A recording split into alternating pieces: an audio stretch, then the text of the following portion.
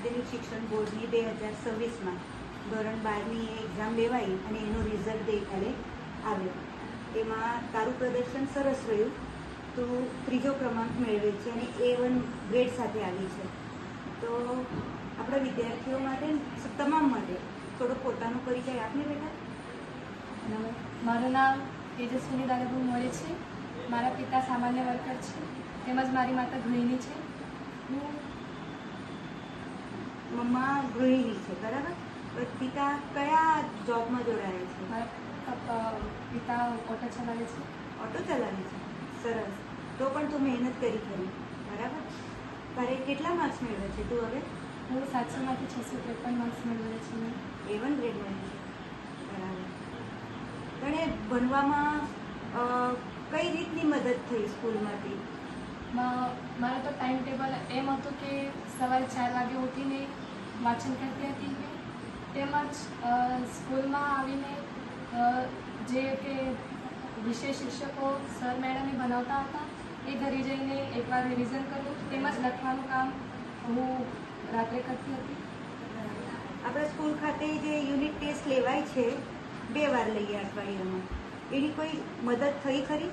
ખૂબ સરસ રીતે થઈ છે, કેમ કે આ અઠવાડિયા દરમિયાન જે કંઈ ટેસ્ટ લેવામાં આવતી હતી આ દરમિયાન મારા લખવાની સ્પીડ વધતી જ ગઈ અને બોર્ડના પરીક્ષામાં પેપર લખતી વખતે મારે ઘણી બધી મદદ મળી છે. એટલે ટાઈમ મેનેજમેન્ટમાં એની મદદ થઈ ગઈ. કેટલા મિનિટમાં કેટલા પ્રશ્નો કવર કરવાના છે આની આદત થઈ ગઈ, બરાબર.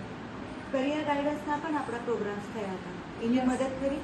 હા, આપણા સ્કૂલમાં કરિયર ગાઈડન્સ આવેલા હતા. એમાં એક સરે કીધું હતું કે તમે લોકોએ ઘરે જઈને એક ડ્રીમ રિઝલ્ટ બનાવવું છે કે તમને જે લાગે છે, તમારો મગજ જે કહે છે કે મારા આ વિષયમાં એટલા માર્ક્સ મળશે, તો તેમાં ખાલી 10 માર્ક્સ પ્લસ કરીને લખવું છે. કેમ કે આ જોઈને તમને આપણે અભ્યાસ કરતી વખતે મદદ મળશે, તેમજ પ્રેરણા મળશે. એટલે આપણે એટલી મહેનત કરીએ, પરિશ્રમ કરીએ તો આપણે કેટલા માર્ક્સ મેળવવાના છે એનું ધ્યેય નક્કી થઈ જાય છે. તો તારા સારા માર્ક્સ તો આવ્યા છે, પણ આગળ હવે શું બનવા માંગે છે તું? હું સંરક્ષણ વિભાગમાં પોલીસ બનવા માંગુ છું, તેમજ UPSC એક્ઝામની તૈયારી કરવા માંગુ છું અને જોબ કરવા માંગુ છું. તેમાં સરસ. આપણી સ્કૂલ સુરત મહાનગરપાલિકા દ્વારા સંચાલિત છે. આપણા વહીવટી અધિકારી પણ આપણે વખતો વખત માર્ગદર્શન કરે છે, ટીચર્સને મળે છે. આટલી મહેનત બધા જ કરે છે. હું એક પ્રાચાર્ય તરીકે તમને એક ધ્યેય આપેલું હતું બેટા, પણ એ તમે લોકોએ મહેનત કરી અને સ્કૂલને આટલા સારા રિઝલ્ટ તમે આપ્યા છે અને એટલા સરસ માર્કો સાથે આપણું નામ રોશન કર્યું છે.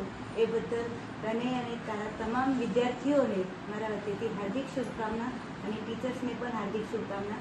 તમે આગળ વધો એ શુભેચ્છા સાથે વિનંતી. આભાર.